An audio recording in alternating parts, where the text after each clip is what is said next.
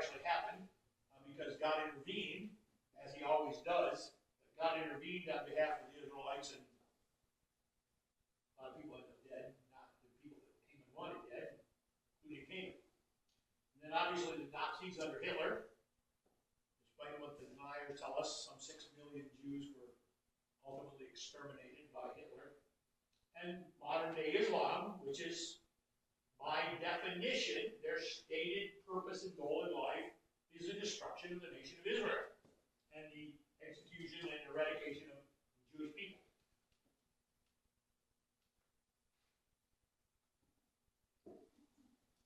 Now, once Christianity came along, nothing really changed. Persecution of the Christians started soon after the birth of the church. If you think about it, apostles were imprisoned. Okay? We know the story of Peter being in prison, chained between the guards when, Herod was going to bring him out and have him executed, and God intervened, and earthquake, and Peter escaped, and all that cool stuff. Okay? The stoning of Stephen, which we've referred to a couple times. And then we get to Acts chapter 8, verse 1. And this is what it says. This is right after Stephen has given his great sermon. He has been stoned to death. And then 8:1 says, on that day, a great persecution broke out against the church in Jerusalem. And all except the apostles were scattered throughout Judea and Samaria. Now, who was the chief architect of that persecution? Paul, exactly. Okay. First half of verse 1 actually says, and Paul, or Saul in that case, his name had been changed to Paul, Saul was consenting to his death in reference to the stoning of Stephen. Okay? So, that was the beginning of the persecution. Now, that was a religious persecution. The Jews persecuting Christians. Political persecution, the Romans getting involved, followed soon after. Alright? And I want you to understand the difference between these two things, because they're important in our world today. Religious persecution is one religious group persecuting another. Alright? Now, there are two major, don't answer, I know you know. There are two major religious persecutions going on in the world right now. Any idea what they are? Catholic. No. Well, Catholics are victims of persecution in a lot of places, yeah, but Islam and Christianity. right. That's the second one. Okay, Islam is seeking to destroy, and it's not so much Christianity they want to get rid of, it's America. But because we identify as Christians, trust me, I mean, the liberals who want to support the Islamic, when Islam takes over, if it ever comes to that, they're going to be just as much in line of fire as Christians are, okay? And most screaming liberals are not very Christian. Not to be judgmental, just a fact. But the other one that's very significant is the Shia Muslims persecuting the Sunni Muslims. And if you're not really watching and paying attention, you probably won't even know about this one. Okay? Iran, where we are now involved with this whole mess, okay, is a hotbed of this. I was telling the class Thursday night. Shia Muslims make up 15% of Islamists in the world. Sunnis make up 85%. But the Shias have all the money and all the power. And the Shia Muslims hate the Sunni Muslims almost as much as they hate Christians and Jews. And they have sought to eradicate the Sunnis, especially in some parts of Iran. It's a crazy thing. And it's over a few little items of belief, okay? The Shias have a few little things, and we're not going to get into the theological part of it. But the Shias have a few different things that they hold that they say the Sunnis are heretics and apostates for because they don't believe the same thing the Shias do. But that's going on mainly, like I said, mainly in Iran, but other places too. But it's about power and money because the Shias have it and the Sunnis don't. And again, as you've already mentioned, the other one is the Muslims persecuting Christians and Jews. Okay? there is political persecution. That is when the government persecutes people, typically religious people. Okay? The Roman persecution of the Christians in the early church was the beginning of this. Okay? Governmental persecution has been around forever. But both types are very present in the world today, especially targeting Christian populations and practices. Okay? And it's interesting, often they are combined. And I'm going to give you a lot of stuff about India here in a minute. India is a hotbed of persecution, believe it or not. And it is a government/religious persecution. It's a combination because the government is run by Hindu nationalists who, well, we'll get to that in a second. So, anyway, so religious persecution, governmental persecution, or a combination thereof. Now, I'm just going to give you some information, and there's blank spaces on your note sheets. Take whatever notes you want. I'm not giving you anything that I specifically want you to write down. But I'm going to give you 3 websites. They're listed in your notes. The sources, and if you look at current persecution. The first comes from a magazine called The Pathway, which is published by the Missouri Baptist Convention. There's the website if you want to look it up. Full of great information, okay, about a lot of things, but this is what's valuable. So here's some stuff that I took off that website. Religious nationalism, mass displacement, authoritarianism, and surveillance technology, along with other trends, combined to persecute 300 million Christians globally. Think about that number. 300 million. Give or take a few, that's the population of the United States. The United States is a little bigger than that. Okay? The International Christian Concern, the ICC, said in its 25 Global Persecution Index, released on January 2nd last year. So these statistics are a year and a half old, which in the world of statistics is like brand new.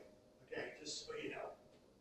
Targeting 20 countries, the latest annual report identifies 20 persecution zones, spotlights underlying factors that make each region increasingly unstable, and details the growing persecution Christians are suffering at the hands of government, terrorist organizations, and society.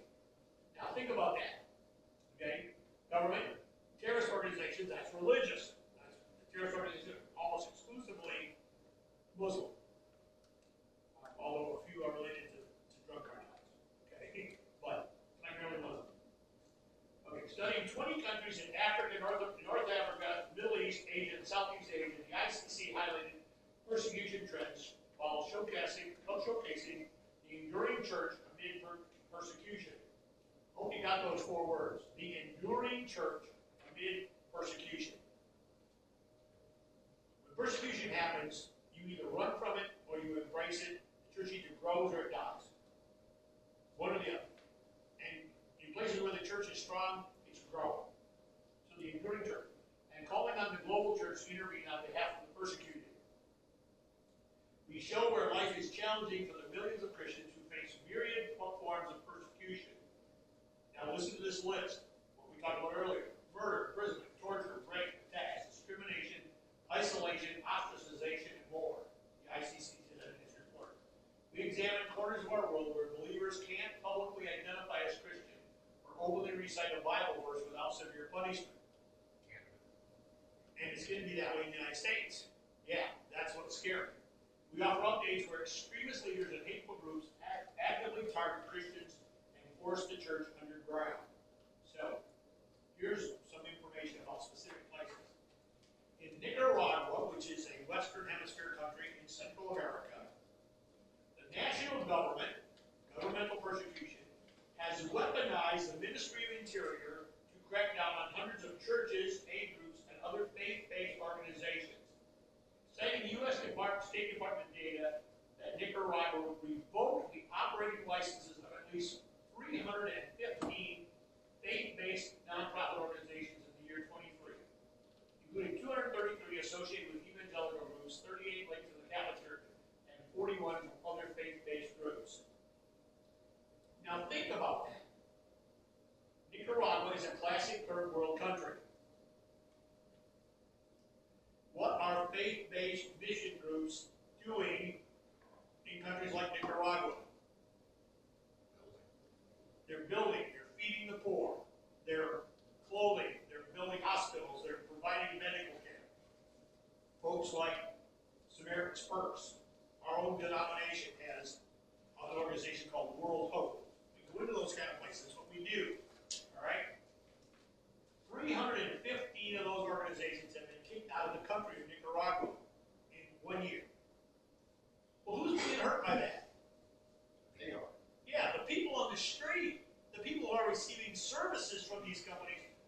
ones who are being hurt.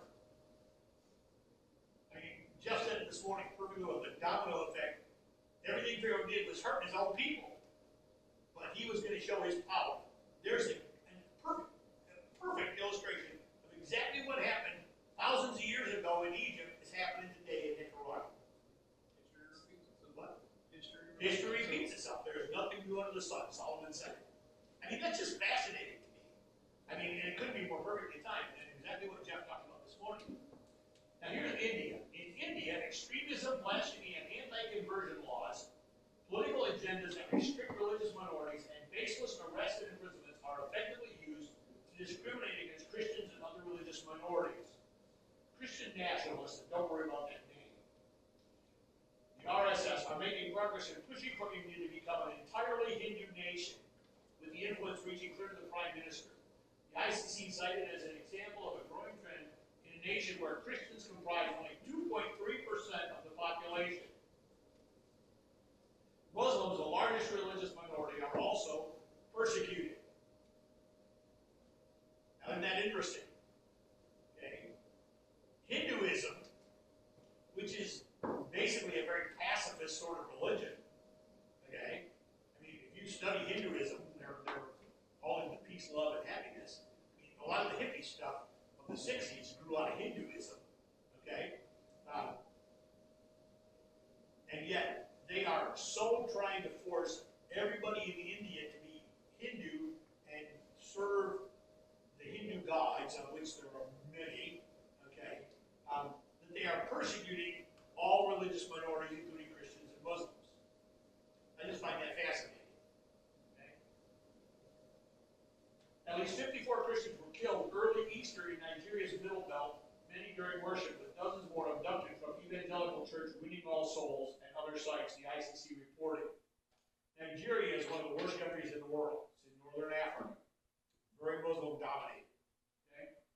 So, just some basic stuff. Another source I checked out was Charisma Magazine. You find Charisma Magazine on bookshelves or, but they have an online presence called mycharisma.com. Great stuff on that website as well.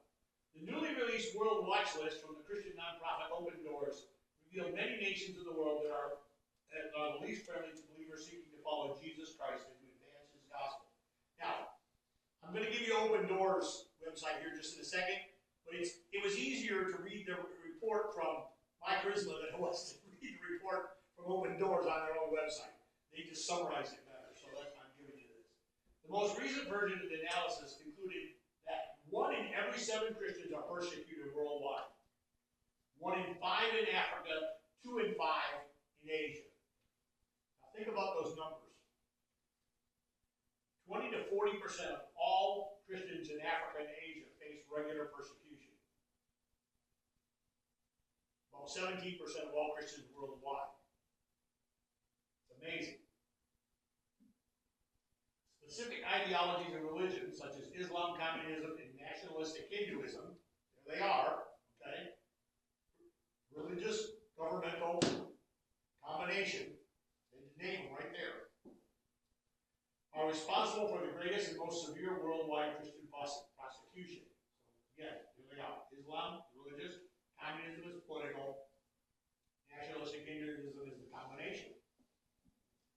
The worst country for the Christians is indeed communist North Korea. Now, we've talked some about North Korea earlier. If someone is discovered to be a Christian, the consequences are unimaginably stark. Either imprisonment in one of its notorious labor camps with little hope of release, or immediate execution. Now, the word immediate ought to ring your chimes. Because if it's immediate, what is not happening?